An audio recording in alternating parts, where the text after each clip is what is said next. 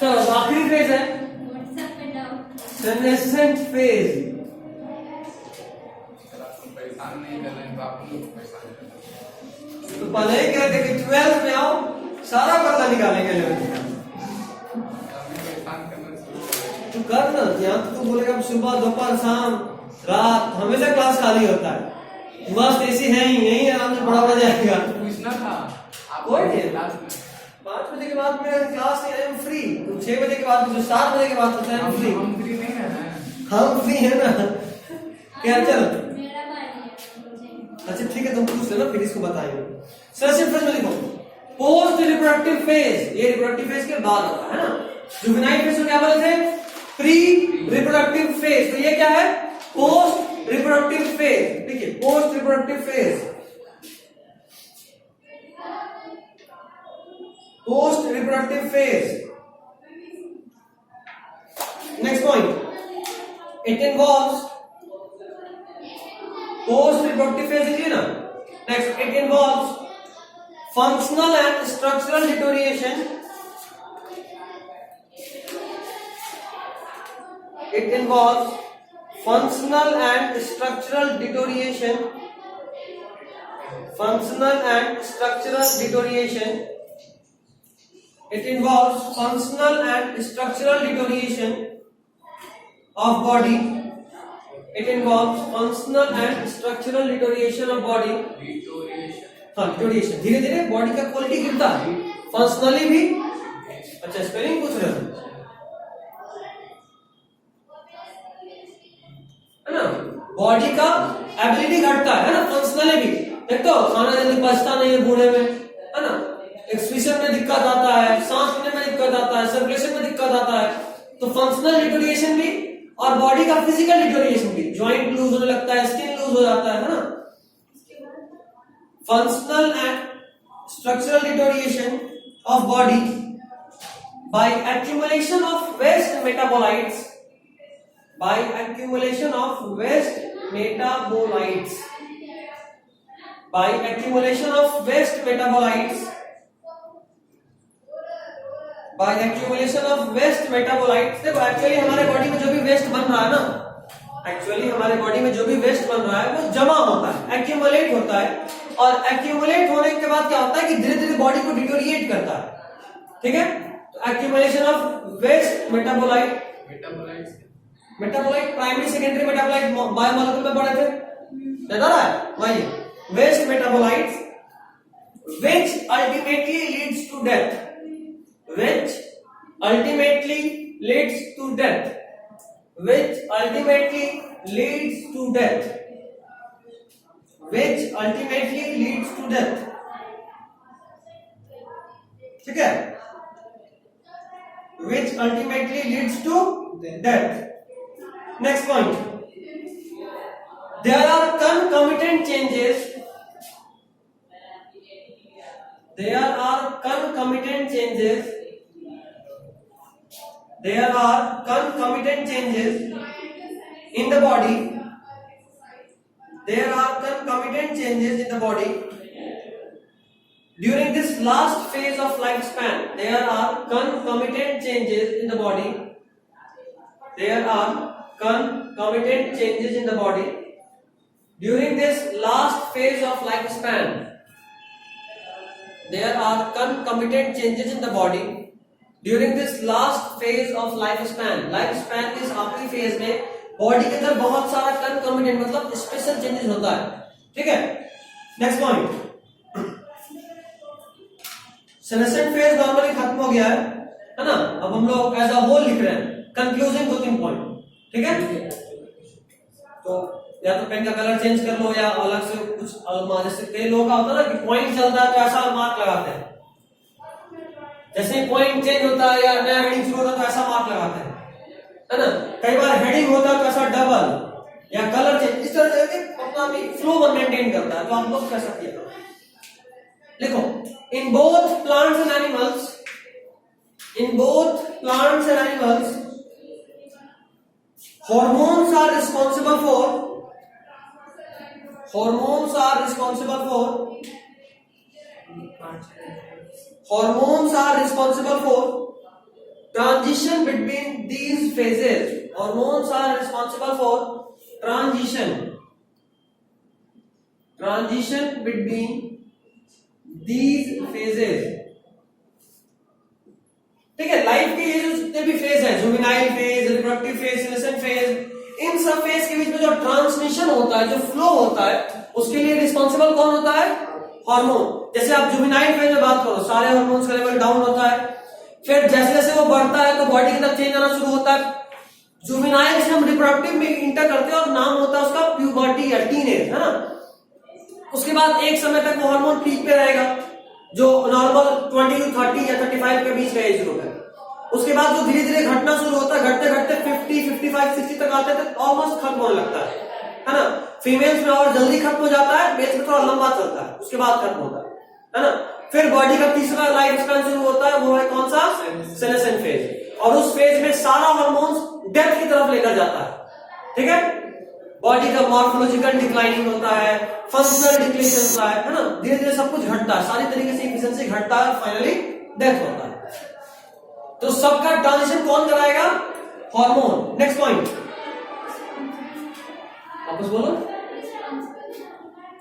Transition between these phases, ठीक है। Hormones are responsible for transition between these phases. Next point, in monocarpic plants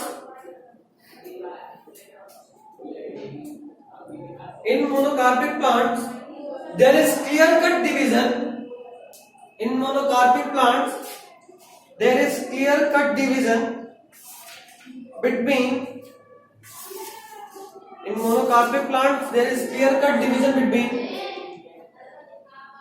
vegetative, reproductive and senescent phase.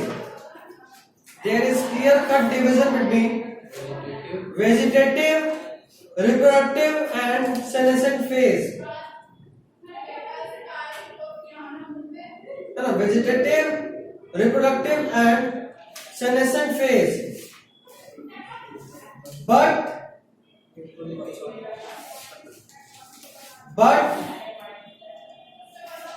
in case of polycarpic plants,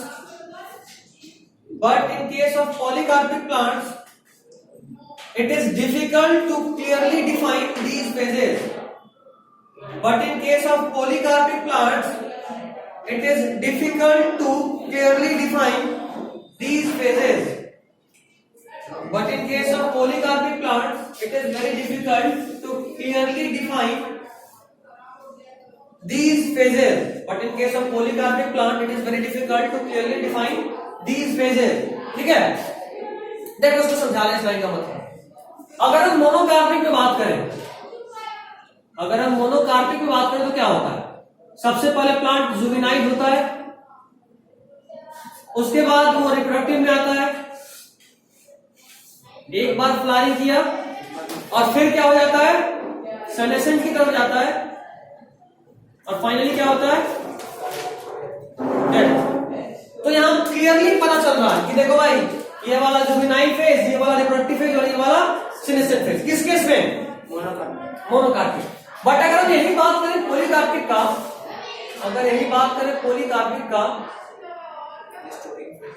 तो यहां क्या बोलेंगे? सबसे पहले juvenile, फिर reproductive. अभी ये रिप्रोडक्टिव में दो टेंशन है, एक बार ये फ्लावरिंग करेगा, दूसरी बार ये इंटर फ्लावरिंग पीरियड में होगा, फिर फ्लावरिंग, फिर इंटर फ्लावरिंग, ये सब होते होते फाइनली किस में जाएगा? और फिर फाइनली डेथ। मतलब अगर किसी प्लांट को आप इस फेज में देखोगे तो क्या बता पाओगे कि वो जुवेनाइल में है, रिप्रोडक्टिव में? बता पाओगे ऐसा? नहीं बता पाओगे। तुमको देखे कैसे पता कि पॉली फ्लावरिंग किया है कि नहीं, है ना। किसी प्लांट, जैसे मान लो कोई ऑर्गेनिज्म आपके सामने, आप कैसे बता सकते हो कि पॉली कभी रिप्रोड्यूस किया है या नहीं? ठीक है, तो फ्लावर को देख के तो पता नहीं चल रहा कि भाई पॉली किया नहीं किया। मतलब अगर हम पॉलीकार्पिक के केस में बात करें तो it is very difficult to clearly define these phases, है ना। But in case of monocarpic clear cut division, समझे? चलो अगला heading, types of syngamy. Heading है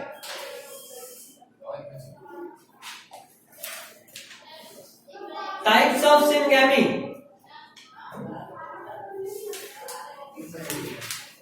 टाइप्स ऑफ सिनगैमी, लिखो लिखो सब बाद में मिलेगा, बोले ना कि इसमें तब भी तुमको लिखना है। टाइप ऑफ सेक्सुअल रिप्रोडक्शन भी लिख सकते हैं ना? नहीं, जो हम बोल रहे हैं वही टाइप्स ऑफ सिनगैमी। सिनगैमी क्या है? इट इज यूनियन, यूनियन से गलती हो ना, यूनियन आई हो रहा है, यूनियन और fusion of male and female gamete. Syngamy क्या है? What is syngamy? तो यूनियन और fusion of male and female gamete is called syngamy. ठीक है, तो टाइप्स ऑफ सिनगैमी में बात कर रहे हैं। On the basis of source of gamete, इसमें बहुत सारे बेसिस पे पढ़ेंगे। तो पहला है ऑन द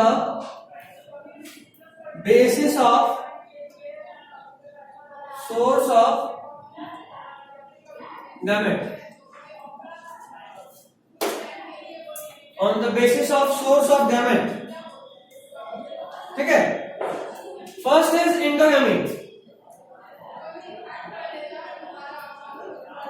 अच्छा, सोर्स ऑफ गैमेट बोलने का मतलब ये कि गैमेट जो मेल और फीमेल गैमेट आ रहा है वो कितने सोर्स से आ रहा है, क्या वो सिर्फ एक पेरेंट से आ रहा है या वो दो पेरेंट से आ रहा है। ठीक है, मतलब बेसिकली हम लोग यूनिपेरेंटल बाई पेरेंटल को दूसरी तरीके से पढ़ रहे हैं। ठीक है, इंडोगैमी मतलब इंटरनल फर्टिलाइजेशन, बॉडी के अंदर से ही गैमेट दोनों आ रहा है। ठीक है, तो लिखेंगे इसके बारे में, एक ही बॉडी के। हाँ, इसका ही एक और नाम है सेल्फ फर्टिलाइजेशन।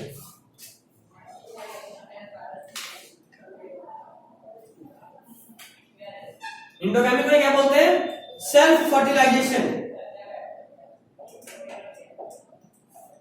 अब हमको पूरा कहानी लिखने की जरूरत नहीं, पूरी समझ गए। सेल्फ फर्टिलाइजेशन का मतलब क्या? बॉडी एग्जांपल लिख देते हैं, बहुत बार बताए हैं। टेनियम, तो एनिमल के केस में टीनियम, ब्रैकेट ले लेते हैं, मॉनली एनिमल। और प्लांट के केस में लिख देते हैं चाइना रोज। इनमें मेल फीमेल गैमेट दोनों एक ही बॉडी से आता है। ठीक है, इसको क्या बोलेंगे? Self fertilisation. लिख ही देता हूं यार, male and female gamete are from same individual. Male and female gametes are from same individual. ठीक है, नेक्स्ट इज एक्सोगैमी। साथ साथ लिखो, बच्चा नहीं, आपको हर चीज के टाइम चाहिए, तो मेरे साथ साथ ट्यूनिंग करना है। ये चीज ही हम सिखाना चाहते हैं 11th में, बट इस बार किस्मत ज्यादा तुम लोग का अच्छा था, सीख नहीं, बट अभी तो सिखाई देंगे ना, कितना दिन तक ख्याल बनाएगा। क्या फायदा? अब फायदा होगा, देखो ऐसा तुम क्या क्या सीख जाओगे, यहाँ से निकलोगे तो बोले कि हम आर्मी में एंटर कर सकते हैं, ऐसा कमांडो ट्रेनिंग में भी तेरा होना है।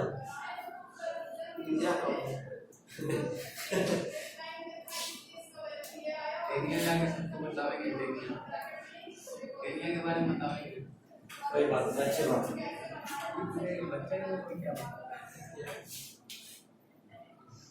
तो इसमें क्या होता है, इसका एक और नाम क्या?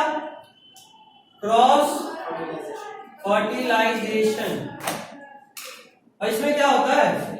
Mail and female gamete from different, very good, are from different individuals. Example human, चलो ना, लो, ह्यूमन, टाइगर, लायन और बड़ा सा ईटी का सी, etcetera.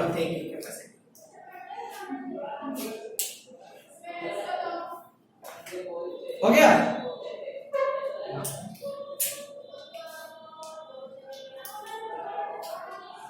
On the basis of source of gamete का हम लोग बात कर लिए। सेक्सुअल रिप्रोडक्शन का टाइप आप सोर्स ऑफ गैमेट के बेसिस पे बता रहे हो। सेल्फ फर्टिलाइजेशन दोनों अगर सेम इंडिविजुअल से आ रहा हो, क्रॉस फर्टिलाइजेशन दोनों अगर डिफरेंट इंडिविजुअल से आ रहा हो।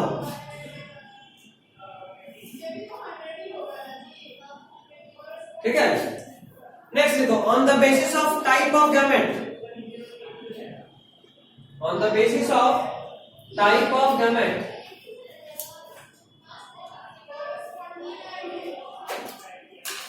on the basis of type of gamete,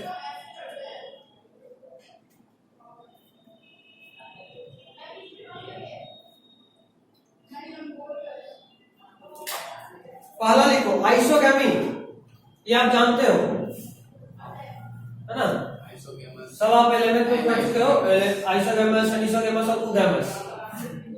याद नहीं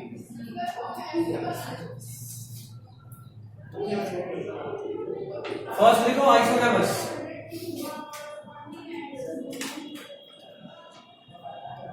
साइन में से लिखिए। इसका एक और नाम होमोगैमी भी है, तो क्या बोलते हैं, होमोगैमी। देखिए यहाँ पे similar gametes fuse, similar gametes fuse, यहाँ पे सिमिलर गैमेट्स फ्यूज करते हैं। कैसा सिमिलरिटी, मॉर्फोलॉजिकली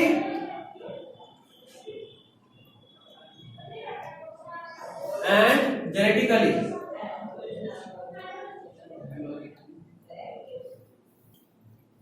नहीं ऐसा नहीं, मॉर्फोलॉजिकली एंड मोटिलिटी।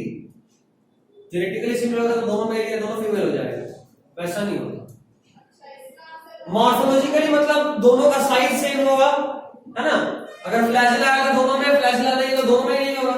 और मोटिलिटी मतलब अगर दोनों या फिर दोनों मोटाइल होगा या फिर दोनों नॉन मोटाइल होगा।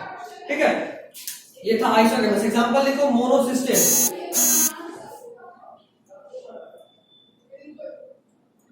मोनोसिस्टेट आइसोगैमस है।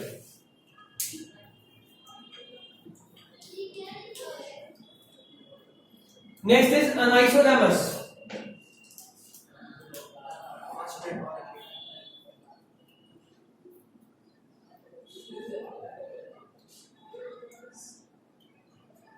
कम से कम 5-10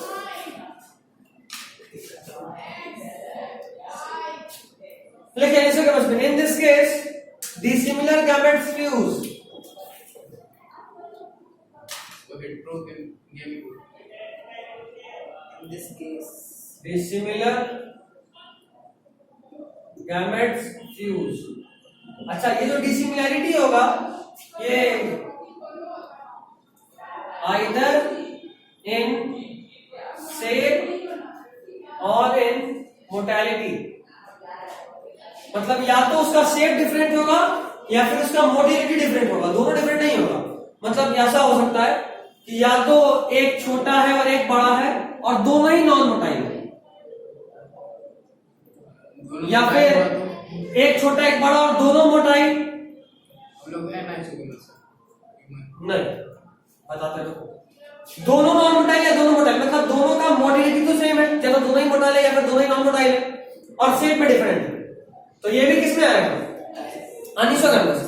या फिर इसके अलावा ये भी हो सकता है कि दोनों का शेप सेम मोटाइल, लेकिन एक मोटाइल है दूसरा नॉन मोटाइल, मतलब शेप सेम है लेकिन मोटिलिटी डिफरेंट है, समझे। हाँ, तो ये होता अनिसोगैमस। एग्जांपल लिखो, एग्जांपल लिखिए, क्लेमाइडा फ्यूकस,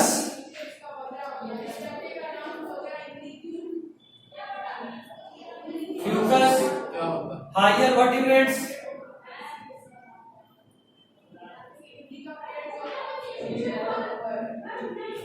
हायर वर्टिब्रेट्स, एक सेकेंड, हायर वर्टिब्रेट्स नहीं, higher invertebrates and lower vertebrates, क्योंकि हायर वर्टिब्रेट पे तो हम लोग आ जाएंगे, है ना, लोअर वर्टिब्रेट।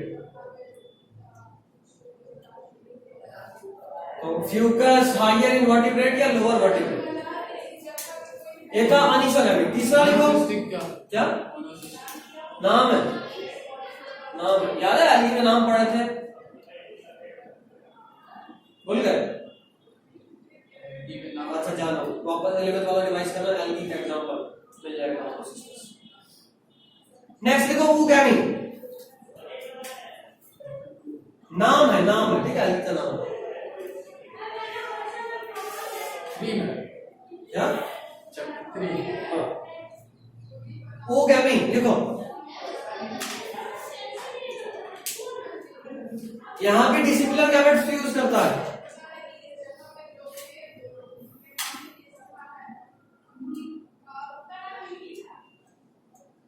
डिसिमिलर,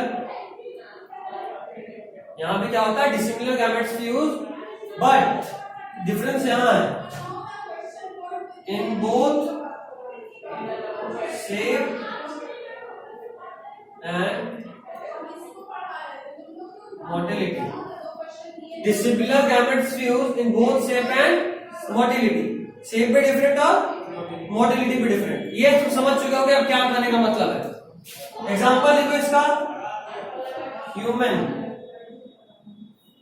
या फिर क्लेमाइडोमोनास, या ह्यूमन नहीं है, क्लेमाइडोमोनास डजंट है, ह्यूमन काफी।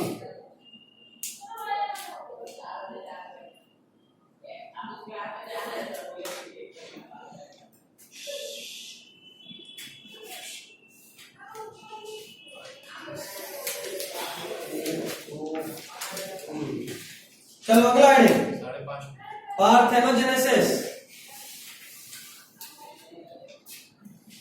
पार्थेनोजेनेसिस इतना जमाने के बाद इतने अच्छे से हम पढ़ा रहे हैं, ऐसा लग रहा है 2-3 जन्म हो गया। पिछले साल 12th में ऐसे पढ़ाए थे।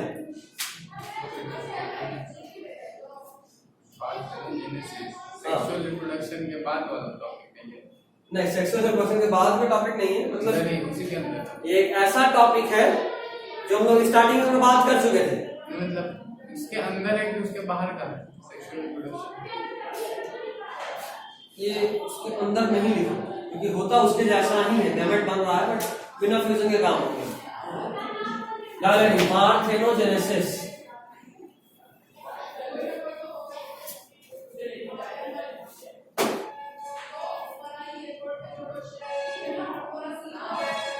सबकी आवाज ज्यादा भाषा रहा है।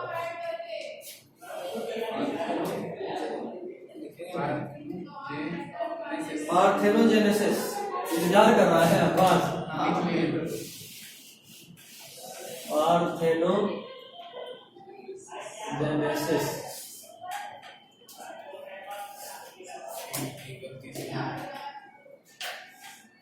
इसका मतलब क्या होता है? वर्जिन बर्थ, मतलब अनकॉप्युलेटेड। ठीक है, अगर कोई ऑर्गेनिज्म कभी भी कॉपुलेशन नहीं किया हो, कभी भी मेटिंग नहीं किया हो, तो उसको क्या बोलते हैं? वर्जिन। तो वही बोल रहा है, parthenogenesis is also known as virgin birth, क्योंकि यहाँ पे गैमेट तो बनता है बट फर्टिलाइजेशन कहाँ होता है ना? तो जो गैमेट बना था वही एक नया ऑर्गेनिज्म में डेवलप कर गया। फॉर्मेशन होता है। हाँ, गैमेट बनता है, फॉर्मेशन ऑफ गैमेट होता है बट उसका फ्यूजन नहीं होता। देखिए इसका बहुत सारा टाइप होता है, टाइप में जाए नहीं जाए, छोड़ दीजिए भैया, 5 बज गया। ज्यादा मत लो, टाइप में जाइए, फिर 5 हो जाएगी, फिर दिक्कत है। कम से कम स्पेस पर इस तरफ तो पहुंच जाना है। नहीं, छोटा छोटा टेंशन नहीं। एक पार्ट हम पूरा हानि भी उधर ही पढ़ा लिए थे, तब उसका हम उठा बस नाम लिखेंगे, बढ़ जाएंगे।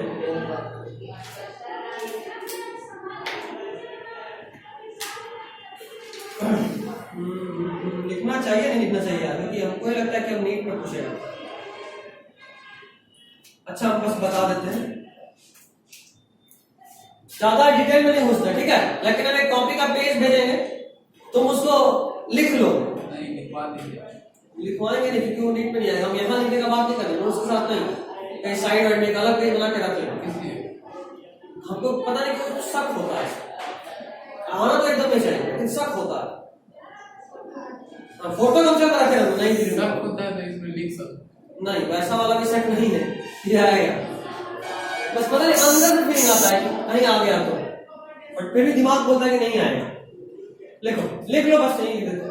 ऐसे वहां पे पार्थेनोजेनेसिस जो पढ़ा था वहां क्या लिखे थे? ज्यादा डेफिनेशन पे लिखवाएं। जरा बताओ क्या लिखवाए थे, जरा हो सके वैसे काम हो जाए।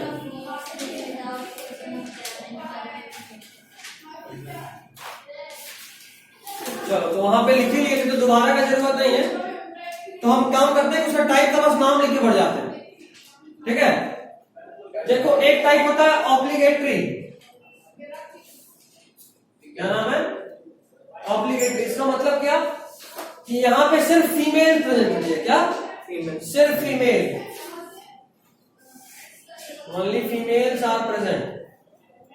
तो सिर्फ फीमेल रहेगी तो जाहिर सा बात है कि किसी भी तरीके से फर्टिलाइजेशन का चांस तो नहीं बनता है, और अगर फर्टिलाइजेशन का चांस नहीं बनता है तो ये क्या होगा, ऑब्लिगेटरी, क्योंकि कंफर्म है कि यहां पार्थेनोजेनेसिस ही होगा, ठीक है। यहां all members develop by this,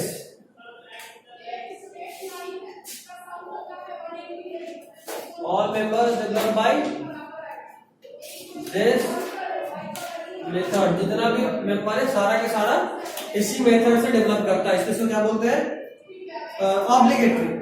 example लिख लो, रॉक लिजर्ड, ये मत याद करो, साइड लिख लो एक्स्ट्रा, रॉक लिजर्ड, मार ले सबके जितना मारना। Next is incomplete, incomplete parthenogenesis. इसमें क्या होता है कि फ्यू मेंबर्स, ऐसे लिखो, only few members, only few members develop parthenogenetically. सिर्फ कुछ ही मेंबर ऐसे होते हैं जो पार्थेनोजेनेटिकली डेवलप करते हैं। जैसे एग्जांपल में इसमें एपिस, एपिस मतलब हनी बी, ठीक है। एपिस डोमेस्टिकाटा इस साइंटिफिक नेम को हनी बी। तो हनी बी में क्या होता है कि कुछ मेंबर, जैसे जो भी ड्रोन है वो किससे डेवलप करेगा, पार्थेनोजेनेसिस, और बाकी सारा नॉर्मल सेक्सुअल रिप्रोडक्शन से डेवलप करेगा, है ना, नहीं करता। हाँ। और एक और होता है पेडियोजेनेटिक, इसमें लार्वा ही लार्वा को फॉर्म करता है। याद करो बताए थे फैसियोला में, यहाँ पे एक स्पेशल तरह का पार्थेनोजेनेसिस होता है, Fasciola, liver fluke, animal kingdom class 11 बताए थे। यहाँ क्या होता है कि लार्वा ही लार्वा को डेवलप करता है, वहां पे उसका लाइफ साइकिल भी बताया था, बोले थे कि यहाँ 2-3 बात बस खास है लाइफ साइकिल में। यहाँ लार्वा रिप्रोड्यूस कर जाता है, नॉर्मली रिप्रोडक्शन के लिए रिप्रोडक्टिव फेज का आना जरूरी है, लेकिन यहाँ पे क्या होता है कि लार्वा ही रिप्रोड्यूस कर जाता है, तो वो भी पार्थेनोजेनेसिस से करता है। चलो ज्यादा नहीं पूछेंगे, अगला निकालो, प्री फर्टिलाइजेशन इवेंट। नहीं ये खत्म, प्री फर्टिलाइजेशन इवेंट, हाँ एकदम अलग।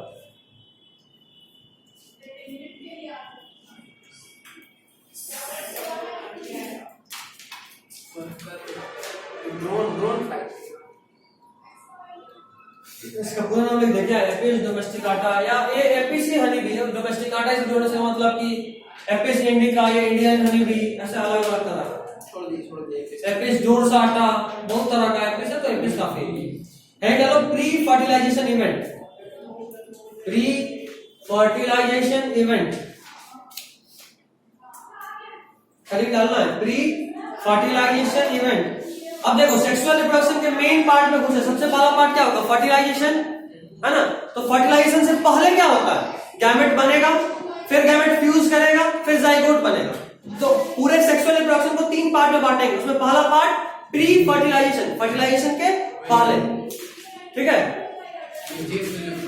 क्या जुवेनाइल का नहीं, रिप्रोडक्टिव फेज को 3 पार्ट, अभी बोले ना, जुवेनाइल में बॉडी रेडी हो रहा था, रिप्रोडक्टिव फेज में रिप्रोडक्शन चालू हुआ, मतलब गैमेट बनना शुरू हुआ, तो गैमेट बनना शुरू हुआ इज प्री फर्टिलाइजेशन। पहले गैमेट बनेगा, फिर फ्यूजन होगा, एक्चुअल फ्यूजन, फर्टिलाइजेशन, और उसके बाद होगा जाइगोट फॉर्मेशन या पोस्ट फर्टिलाइजेशन इवेंट। जाइगोट बनेगा, एम्ब्रायो बनेगा, है ना, प्लांट यूनिट में सीड बनेगा, ठीक है। तो पहला प्री फर्टिलाइजेशन इवेंट, हेडिंग लिखेंगे, देखो प्री फर्टिलाइजेशन इवेंट लिखिए। उसके बाद सबएडिंग बना, पहला सबएडिंग गैमेटोजेनेसिस, गैमेटोजेनेसिस, गैमेटोजेनेसिस, गैमेटोजेनेसिस हो गया। चलिए यहां के बाद अगले क्लास में।